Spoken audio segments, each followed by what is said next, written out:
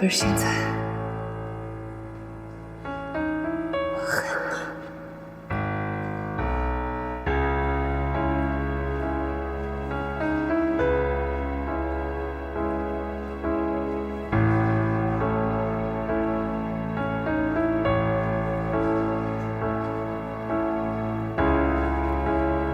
你。35岁，我老公背着我，跟他们公司的财务总监，我的老同学秦山，走到了一起。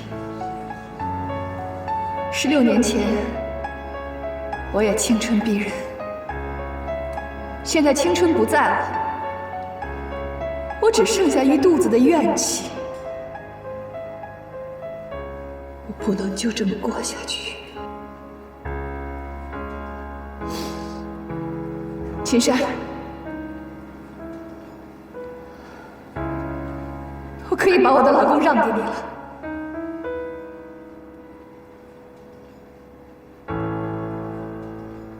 我现在放手了。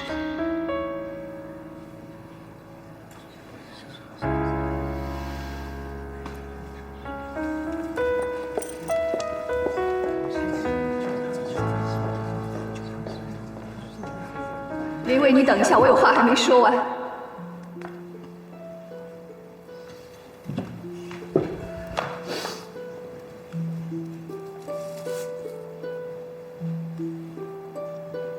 16年，我对你所有的爱，到今天都变成了恨。我必须要把这些都说出来，不然我会疯，会死。我不允许自己就这样被你悄悄抛弃，别怪我，用这种形式把你对我的伤害还给你。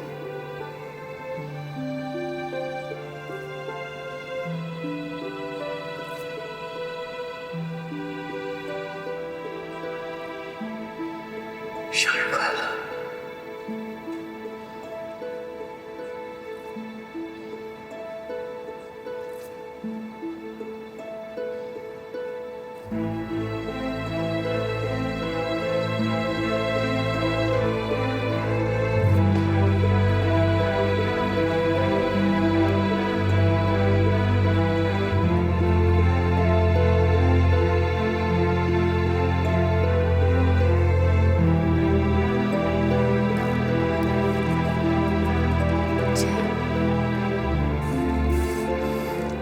依林，对不起，谭总，扫您的兴。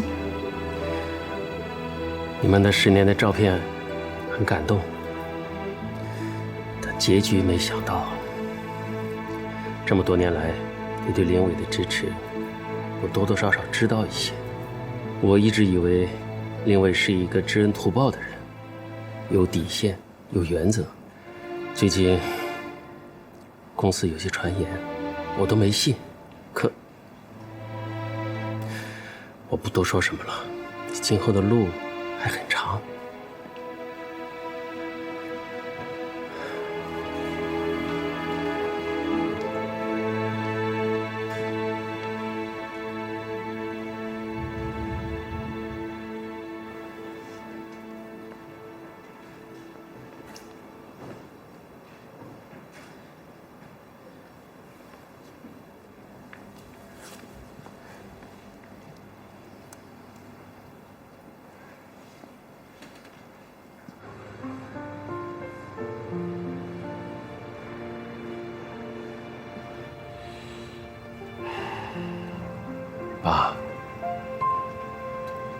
爸，您倒是说句话呀！不行，玉明，哎，你进去，跟依林说呀，在林伟那儿啊说句软话，实在不行的话，我去给林伟认个错，行不行？啊？不是爸，那个我跟一凡呀，都已经劝过了，他俩那真是过不下去了。可他们不能离婚呐！你想想啊，以后依林一个人带个孩子，那怎么过呀？他是搞婚介的，他不会不明白这个小道理。玉明，你跟我说句实话，是不是林伟在外头已经有人了？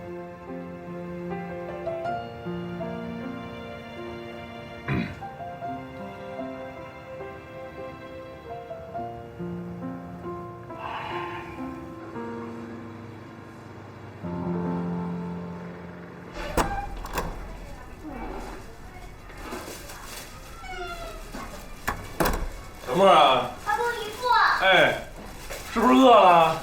不是姨夫啊，给你做饭吃啊。爸，来，你把东西给我吧。您要是累了，您就回屋呢歇会儿去。饭做得了，我叫您。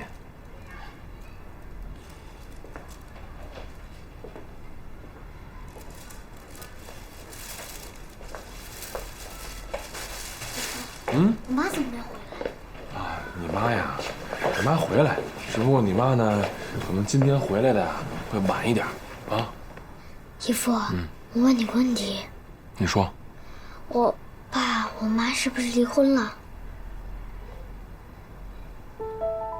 你知道什么是离婚了吗？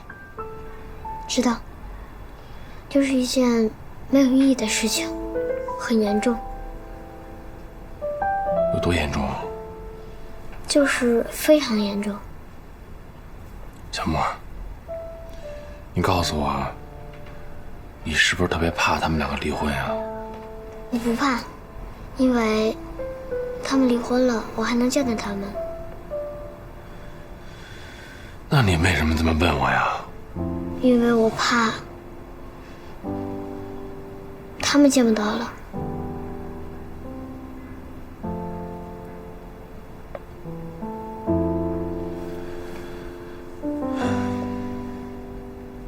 是不是没吃过姨夫做的饭呀？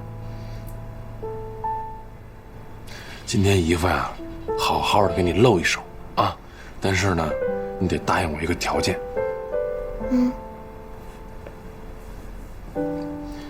一会儿咱跟外公吃饭的时候啊，在饭桌上，你呢得使劲的把菜跟饭呀都吃干净了，这样的话，外公才高兴，好不好？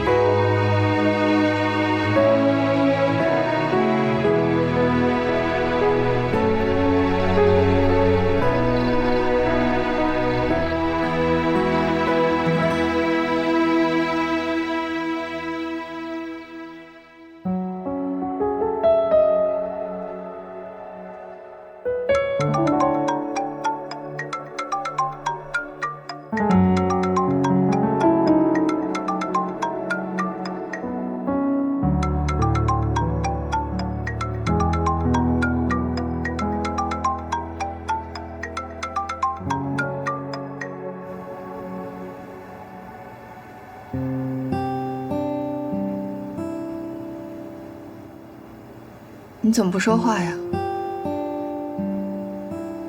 你不是电话里跟我说要跟我谈小莫的事儿吗？那就谈吧。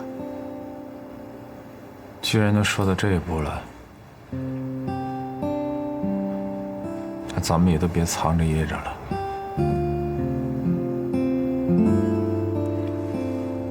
我只有一个要求，你让我把小莫带走吧。怎么可能呢？我怎么可能会把小莫给你呢？这个问题连想都不用想，你根本就没有资格。是，我是没有资格说这样的话。我只是觉得咱们俩分手以后，你一个人带个孩子太不容易了，家里的房产、现金你都可以拿走，我就只想把孩子带走就行了。你听说哪个孩子跟后妈在一起能生活的幸福呀？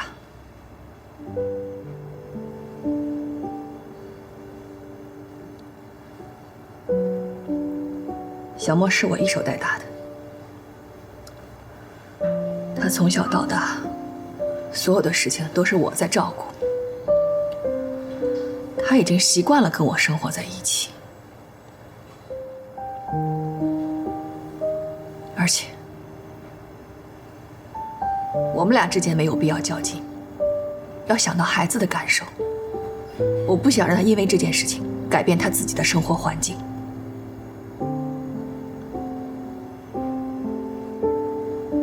不过有一点你放心，你永远都是他的爸爸，这个我是清楚的。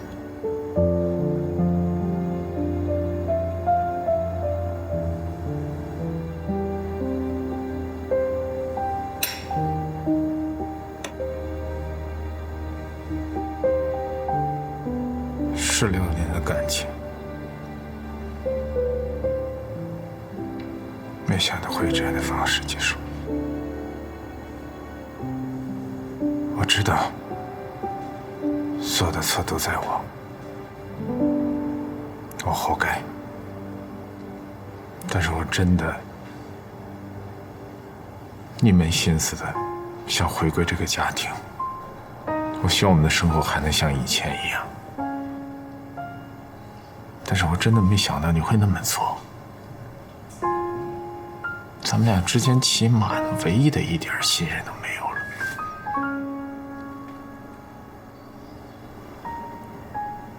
我承认，那件事情是我的错，但是也不足以是能让你跟秦山走到一起的理由。行了，都已经过去了，别再说这些了。既然我们已经谈好了，也已经这么决定了，那咱们就痛快点儿，明天就去民政局把事儿办了吧。就明天。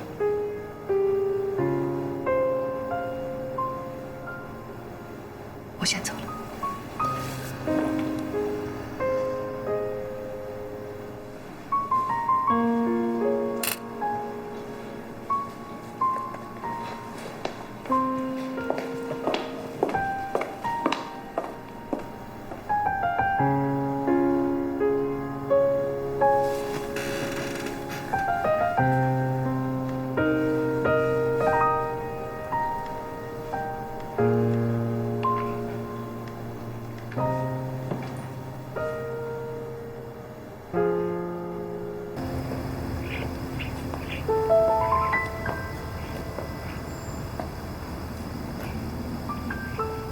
你就没有什么话想对我说吗？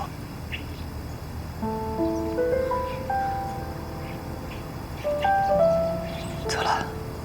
哎，依林，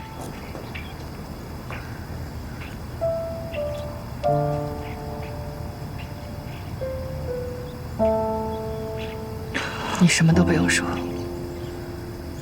我不想听。那我送送你行吗？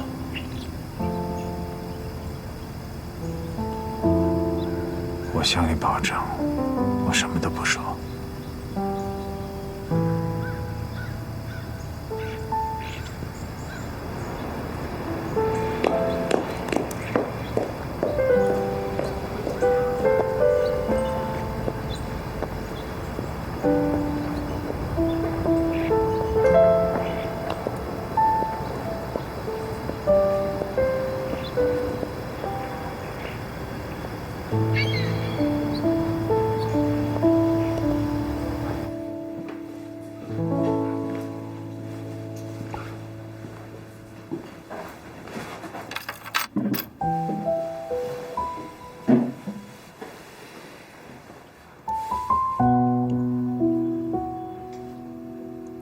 10多年了，咱们2个终于在一起了。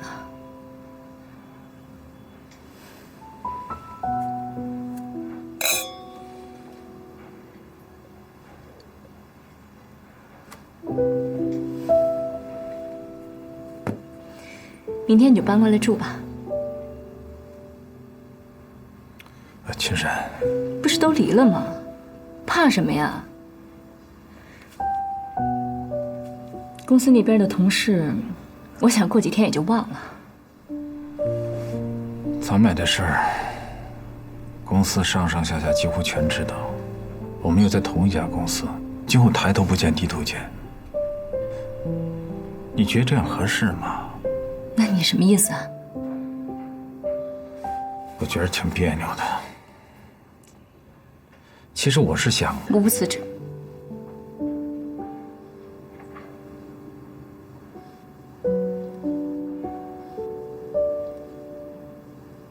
让你失望了。我从来没打算过让你辞职。我话都没说完呢，你想都不想，你居然让我辞职。我也没想让你辞职啊。我们这个行业就现在这个公司最好，而且你现在已经做到我们这个区的销售总监了，往上还有总部。你辞了职，你去哪儿？有我的条件，我不愁找不着工作。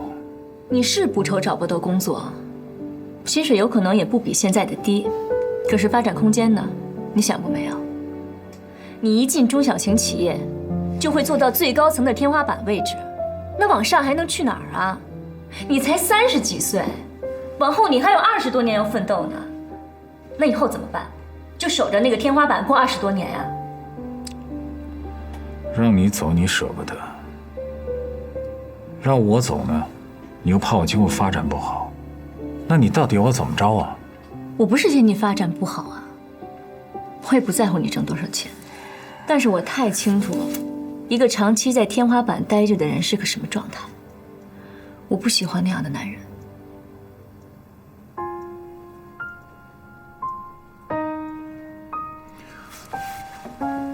青山，我到底要怎么做，你才能够满意呢？我们都留在公司，一起做到总部。我这个人就这样，可能别人呢喜欢中高层的感觉，而我偏偏就喜欢后面还有一大段路要走。我想你也是这样的。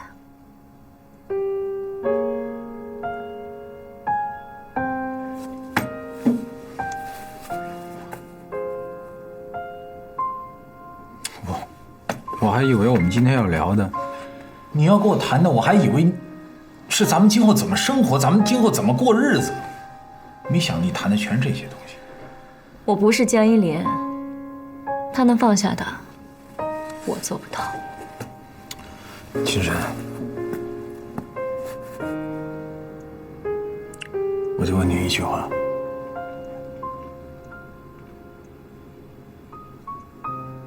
你是真的爱我吗？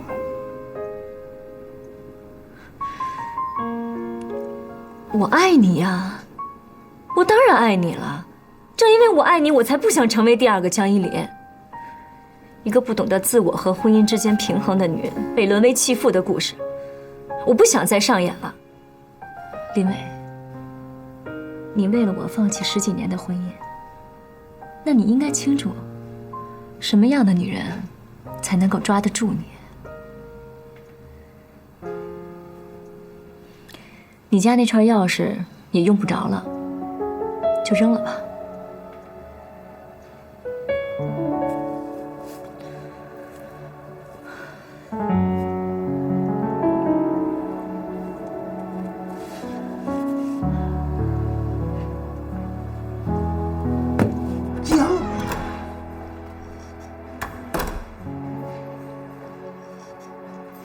爸，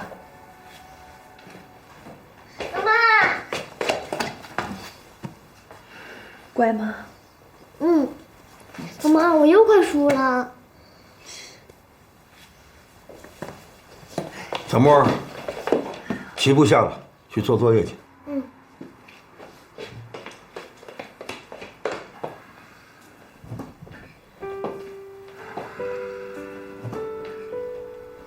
你的事儿都办完了？办完了好，办完了就踏实了。从今往后啊，就带着小莫，好好的过日子。还是住回家里来，就像你们小时候一样，我给你们做饭、刷碗、收拾屋子。你们住回来呢，我这儿也热闹了。哎，爸，对不起啊。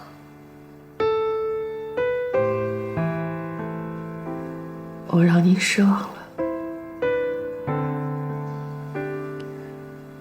不过您不用担心，我没事儿。跟林伟的事儿也不是1天2天了，我有心理准备。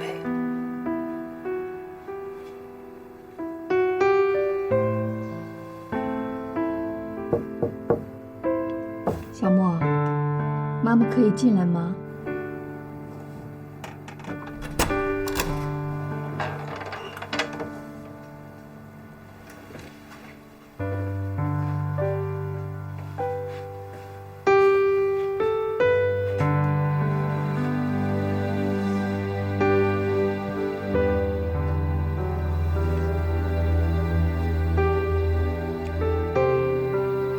宝贝，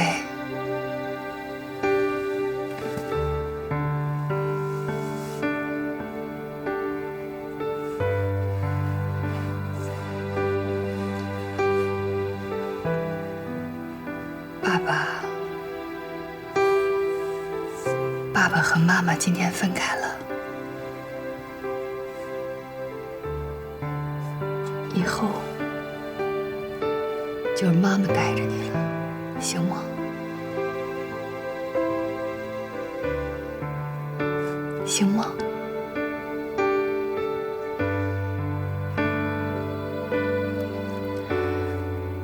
妈妈保证，以后能让你生活得更好。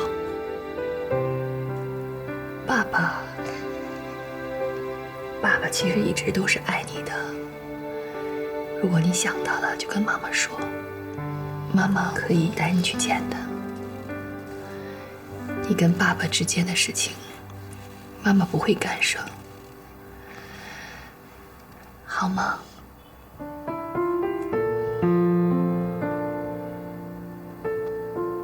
小莫，妈妈知道你很伤心，可你是个男子汉，妈妈不想让你哭。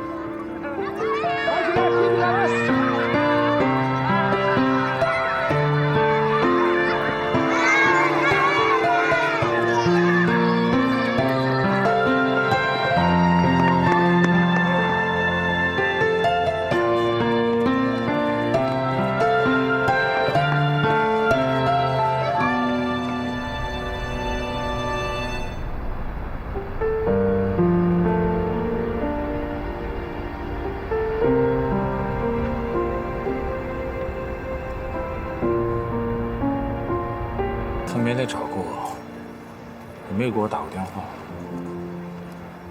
那要不要一块儿找找去？我怕他到时候见到我，他会更生气。李面，哎，跟依林的事儿，给你们添麻烦了，请我小莫和依林，还得靠你们多照顾。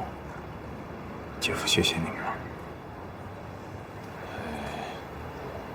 就是那天过生日那事儿啊，你也别想多了。等那事儿过去之后啊，我就约你纪念馆啊。那我先走了。你如果找到他，给我发个短信。哎，那我先进去了。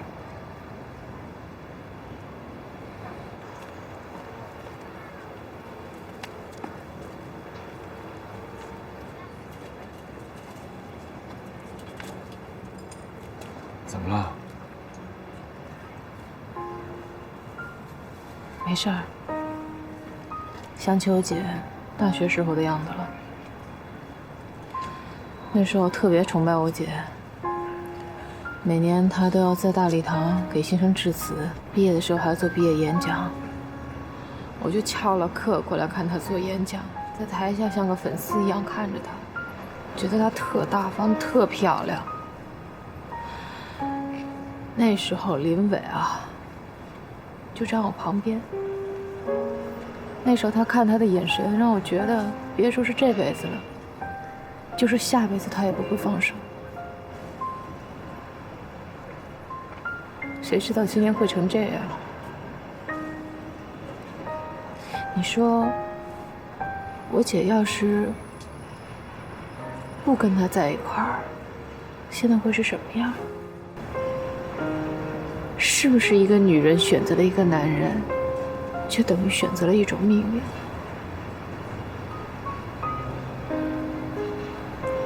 一凡，我觉得你应该现在想一想，你姐还会去哪儿？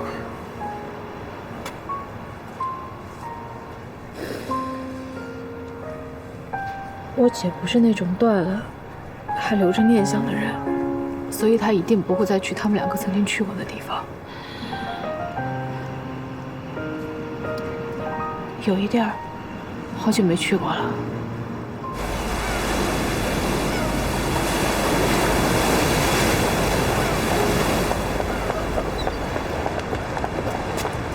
在那儿呢。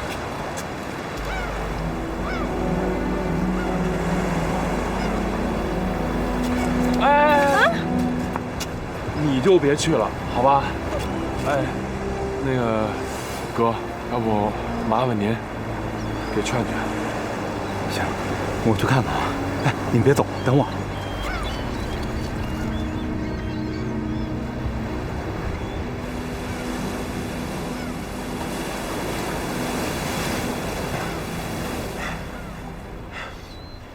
你怎么跑这儿来了？电话也不接。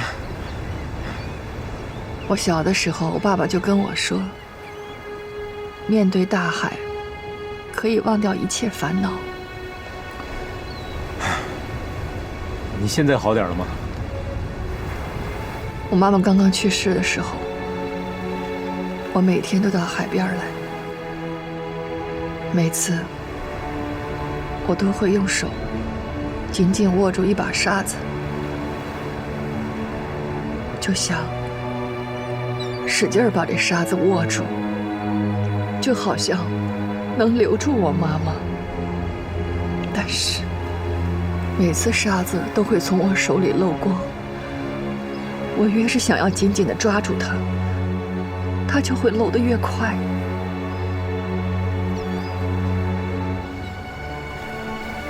后来我才意识到，有一些不是属于我的东西，一定会走的。你这不想得挺明白的吗？走吧。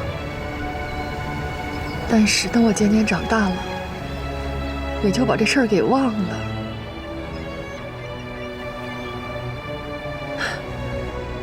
我怎么就给忘了呢？怎么就忘了呢？还想一个劲儿使劲儿地抓住。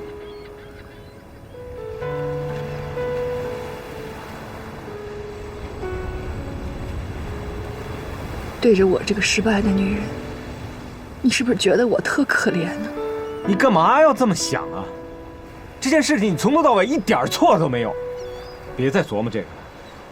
明天就是一个新的开始。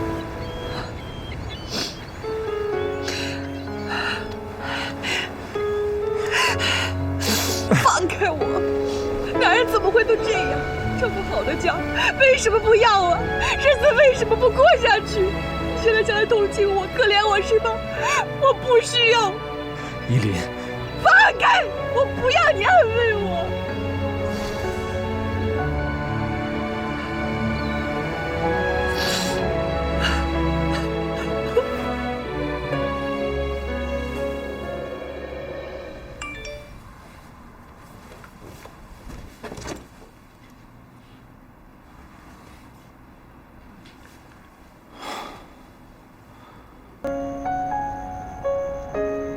哎呦，38度7，烧的可不低呀。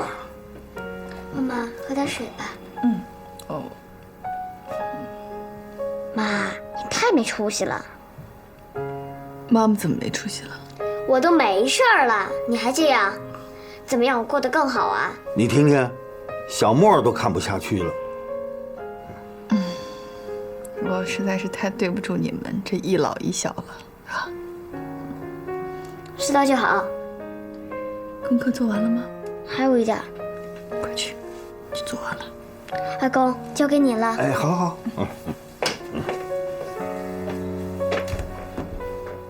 林伟这口气是出了，但是离婚这种事情恢复起来，总得需要一个过程。是。原来我没觉得，还以为我自己能扛得住。但真正离了以后，才发现，原来这16年我的生活重心都在他跟这个家上。突然现在一下子什么都没了，好像塌了一样。我突然不知道该怎么办了。是啊，对了，你小的时候啊，爸爸没少带你去海边，你总是哭啊哭啊，你没少哭啊。可你后来呢，慢慢就不哭了。等你不哭了以后啊，学习成绩就开始好了，和其他小朋友的关系呢也开始好了。哎，爸爸什么意思呢？林伟的这件事情啊，毕竟已经过去了，过去的事情就应该把它放下。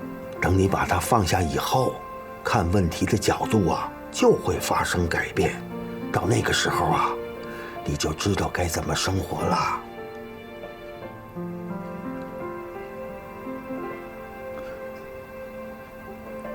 爸，您说我那个时候从哭到不哭，用了多长时间？哎呦，这我可回忆不起来了，时间太长了。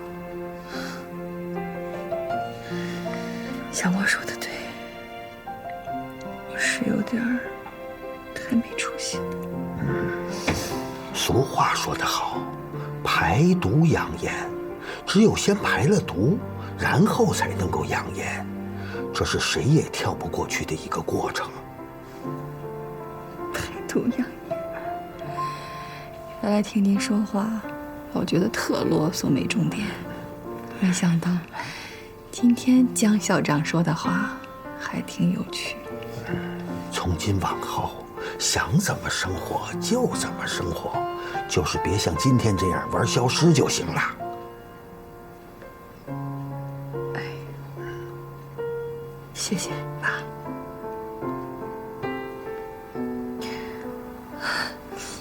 爸啊，我有点困了，还想睡觉。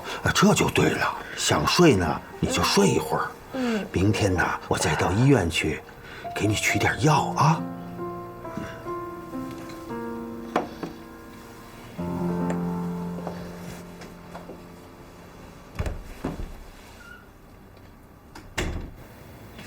怎么样？还疼吗？有点儿，这护具啊，又重新戴上了。对不起啊。没事儿，一码归一码。再说昨天是我坚持要走的，你没事吧？我没事儿。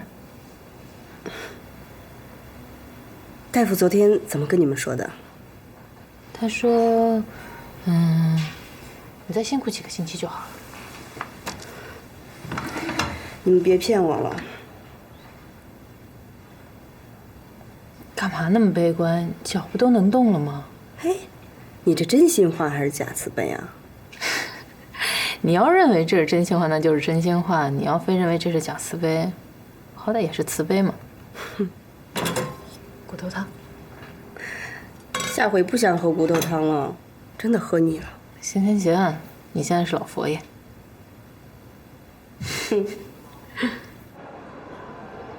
一凡，一凡，哎，爸，你怎么跑医院来了？我呀，我来帮你姐呀取点药。哦，你先别管我，你怎么会在这儿啊？谁住院了？你看看你现在这个样子。雨明跟我说了，说你们已经和好了。既然和好了，就好好的过日子吧。你这叫好好过呀？我再好好过日子。你在什么好好过呀？再者说了，谁听说过现任妻子去照顾自己老公前任女朋友的呀？啊？你是不是担心你姐，又担心你爸爸，才这么委曲求全的在人家家里过日子呀？你想的有点太多了吧？你还笑得出来？我都想替你哭。实在不行啊，你也跟我回家来住，爸爸还照顾得了你们。你不能够为了你姐，为了我，就在人家家里憋屈着过日子呀。我没憋屈，那雨明现在特别好，真的，他特别好。再说你也不能保护我一辈子呀。你结婚过婚姻生活，不就是遇到问题就得去解决吗？我这要跟你回去了，那不就是最差的一种解决方式吗？再说，妈临走之前，不也是希望我们能幸福吗？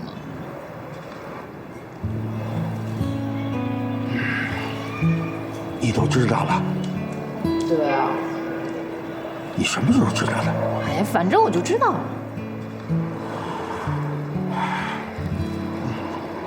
那你觉得你现在就好吗？好不好都在我自己。爸，您呢就别操这个心了，回去照顾好姐就行了。是啊，你们都长大了，爸爸能管的事情也越来越少了。再者说了，爸爸不是万能的。是啊，你看你白头发又变多了，所以别操这心了，真的。哎，聪明姐现在对你怎么样啊？她还去买那些保健品吗？爸，你管的是不是有点太多了？哈哈，你别问这，赶紧跟姐送药去吧，咱我送你回去。好吧，谢谢。哎呦，我说，你这肚子都这么壮观了，还到处瞎溜达呢？你说我挺着这么大肚子才操心点事儿，我多仗义啊我！不是怎么？依林那边又出状况了吗？感冒了，没什么大事。哦，你们现在就让他多开心点。哎，我说你现在多好一机会，你按兵不动，是不是要把我急死啊？你赶紧出手啊！这会儿出手，是不是有点乘人之危啊？错，这叫雪中送炭。依林姐现在是最需要关心的时候，也是最怕谈感情的时候，所以你要拿捏有度啊。这对你来说不难吧？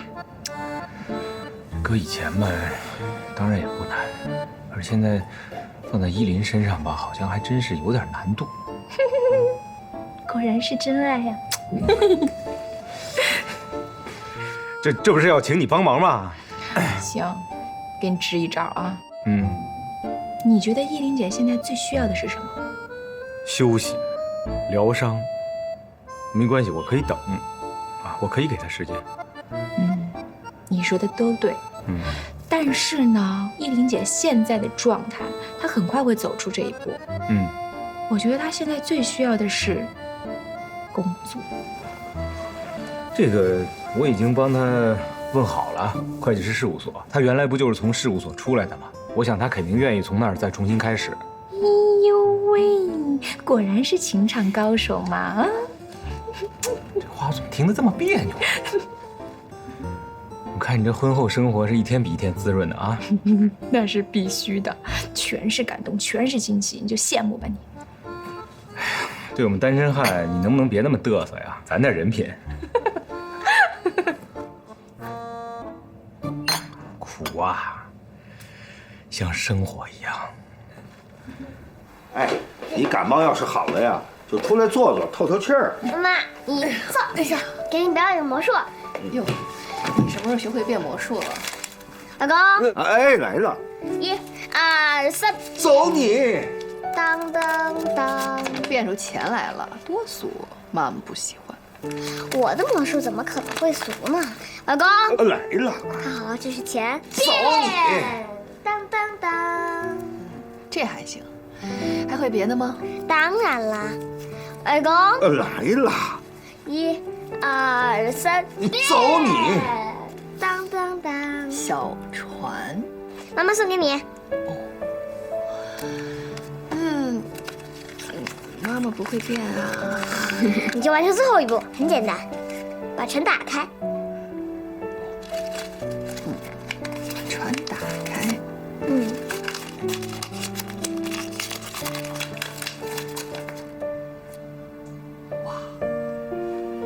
哇，宝贝儿，你怎么考得这么好啊？真棒！但是啊，不许沾沾自喜。不会的，魔术怎么样？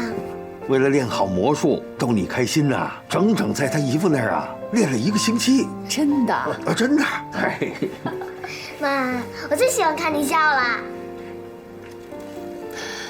妈妈呢有一些垃圾需要清理一下，给爸爸点时间啊。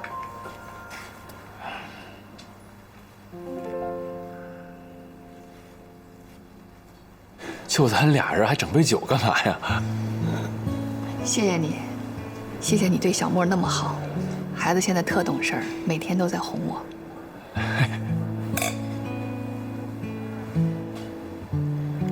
以前呢，总把他们当孩子看，老觉得是我们大人在照顾他们。但是现在才意识到，别看那么小个人，能量还挺大。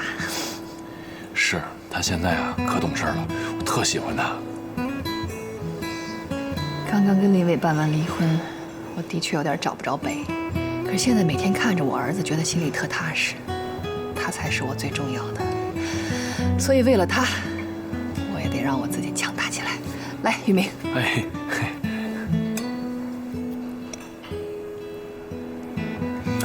你教小莫变魔术，你自己也费了半天劲吧？没有，我多聪明一人啊！谢谢。哎，举手之劳，真的。我觉得你变了，好像比原来担当了。我妹妹没白回头。妈妈，对不起，我让您失望了。之前常陪我来看您的那个人，以后不会再来了。爸爸为了我的事儿，最近都瘦了。平时那么爱说话的一个老头儿，现在话特别少，只见着他对着您的照片一个人叨叨。回头您就劝劝他，让他想开点儿，保佑爸爸平安吧。我挺好的，妈妈，不用担心我。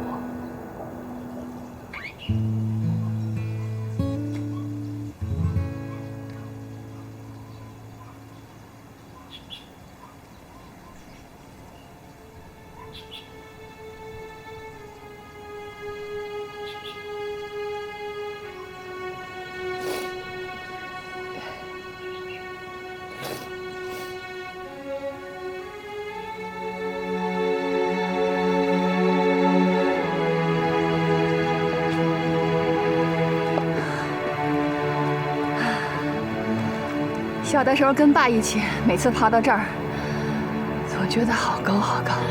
小时候多少好玩的事儿啊！嗨，让你吓我一跳！哎，以后得把日子过得漂漂亮亮的。我要把原来的江一林重新找回来。江一林，江一凡，你在哪儿呢？哈哈哈哈哈哈！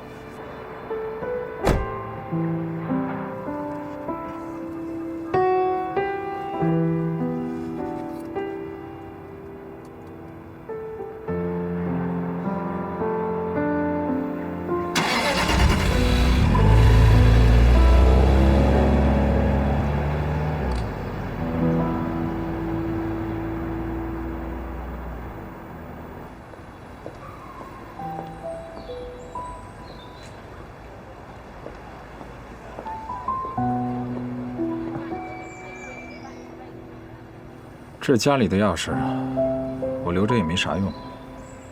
你扔了吧，反正门锁我迟早要换的。找我就这事儿啊？还有别的吗？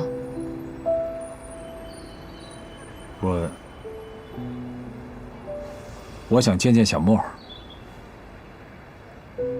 你之前没跟我说呀，他也没说要见你，没别的意思，我就是想尊重孩子的意愿。依林，你该撒的气也撒了，我也辞职了，你还要我怎么样啊？不是秦山辞职了，恭喜你啊，终于找到一个比我聪明的女人。依林，你能不能别提秦山了？我就是想儿子了，我想见见我儿子，行不行？以前每天早上上班，晚上回家都能见着他，就这么简单。你能别这么没劲吗？当初是谁呀？我带着儿子去公司楼下找你，你根本就不见我们。小莫都喊成那样，你还装听不见？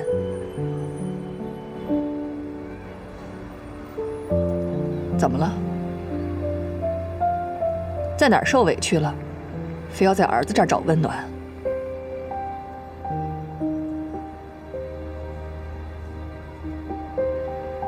对了，正好告诉你一声，你的微信我已经删掉了，以后别有事没事给我打电话，跟孩子有关的事情可以直接跟我发信息。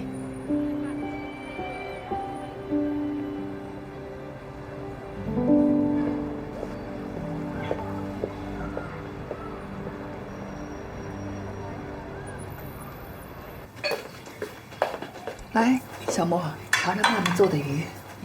爸，你先吃起来。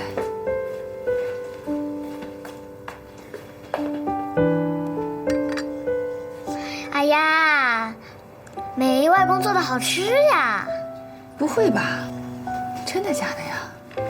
那你们俩就贿赂我，谁贿赂的多，我就把最佳厨师颁给谁。还要评奖啊？那你说吧，怎么贿赂你？我要一个像以前一样动感、高兴的妈妈，还有一个像以前一样特别话痨的外公。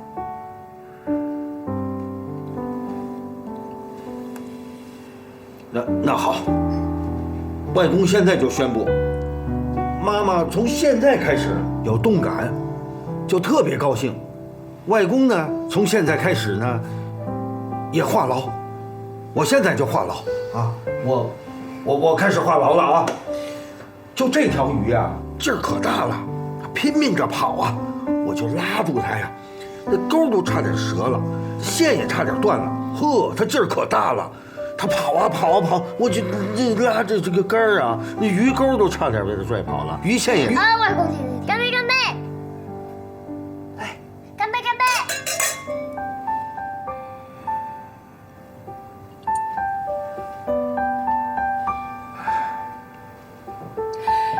宝贝，妈妈答应你，从明天开始就动感，就高兴，好吗？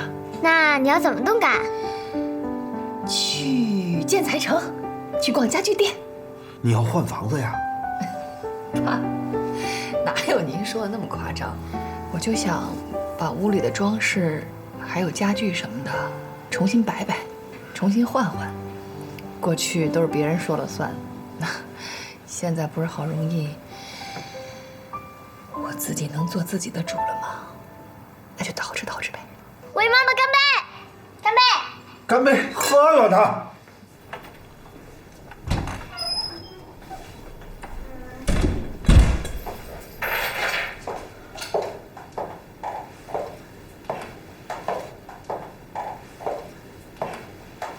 这是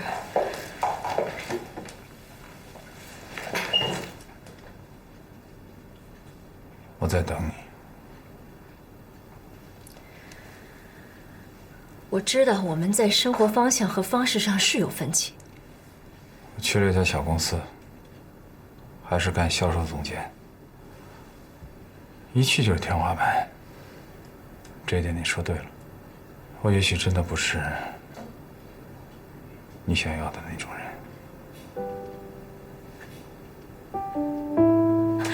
你是，我也未必不是你想要的那种人啊。只是我们现在这样的生活，你可能还不适应，因为跟你以前的生活可能差得太多了。就怕我适应了你的生活以后，咱们俩之间的距离会越拉越大。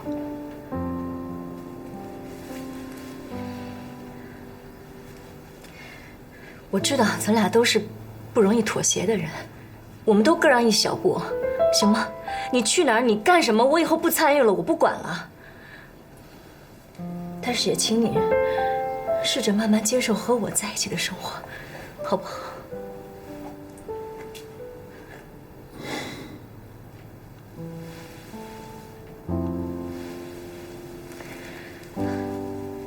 别放手，我们好不容易在一起的。别走，行吗？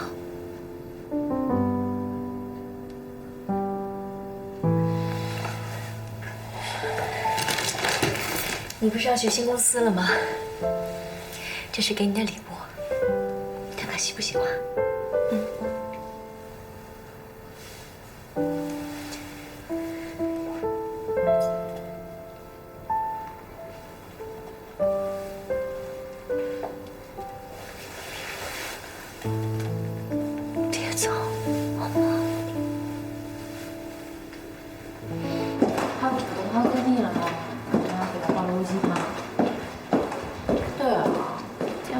是挺大的，放心吧，没淋湿。老公，那我到了，我先进去啊，不跟你说了，拜拜。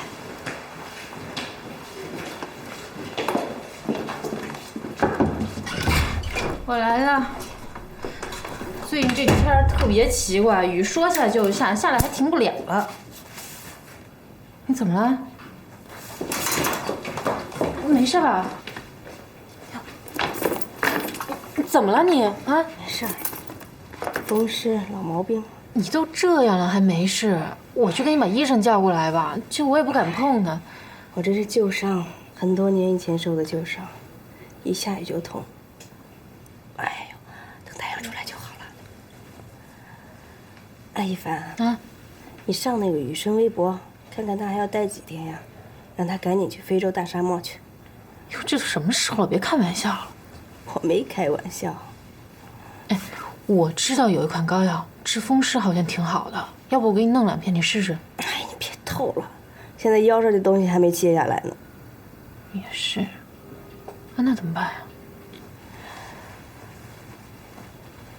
如果说喜欢那可以撕塔一下。好的。哎，我先接个电话啊。好。喂，一凡。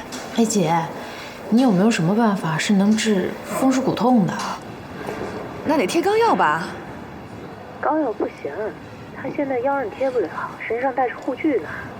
哦，要这样的话，那就应该得热敷。哎，最简单的办法，你呀就弄一个热水袋，你就不停地给它换热水，一直要敷下去，这样应该就能起到缓解的作用，好吗？哎，好，你先试试吧。哎，好，欢迎光临。可以看一下床跟床垫都有。好，我们这边是专业做床和床垫的。哦，床垫是德国原装进口的。可以试试吗？可以试看看啊，可以感受一下。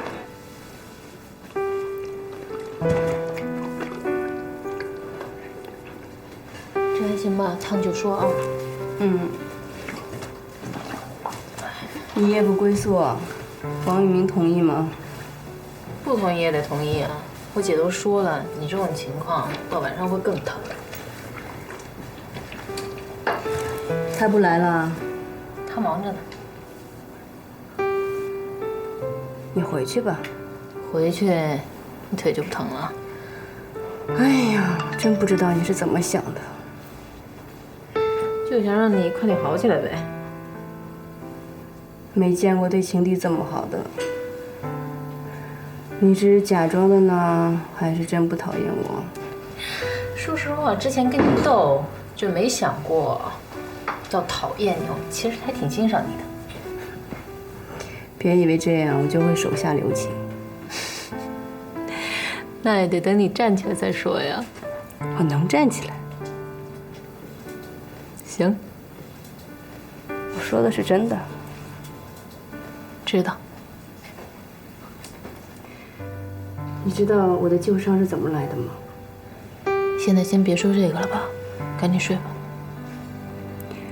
我爸妈离婚之前吵得特别厉害，抱起电视就砸，结果就砸我腰上了。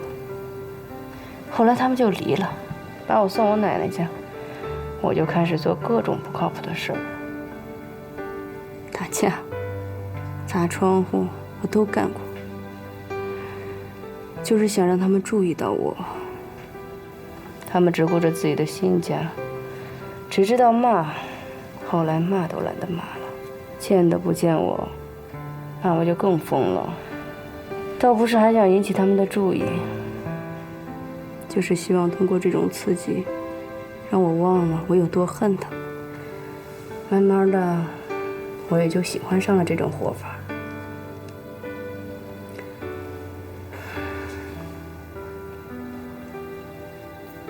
接着说啊，怎么不说了？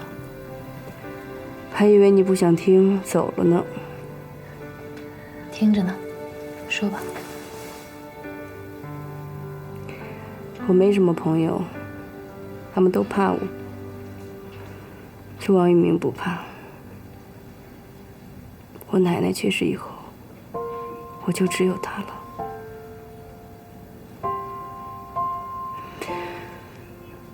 我想跟他结婚，可是，一想到我爸妈，我就对家特别惧怕，甚至有些厌恶。我想，那我们就跑吧，去过另外一种跟家没有关系的生活。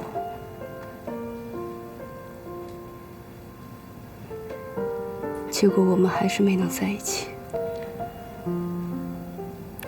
直到这次受伤，被救出来之前，昏迷了半天，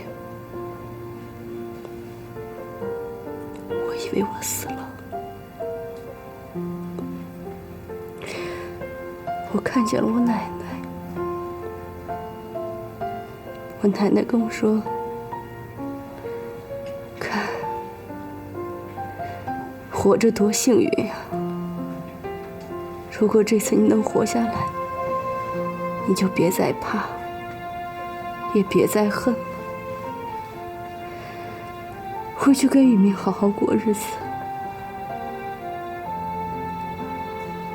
如果再不好好过，怕是以后也没机会了。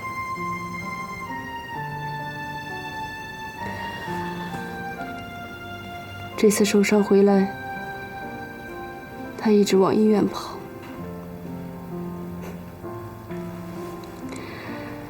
被人照顾久了，忽然觉得自己没有以前那么彪悍了。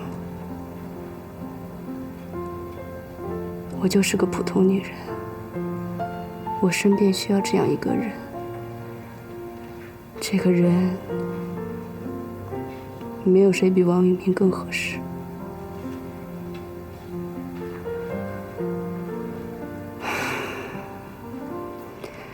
开始讨厌我了吧？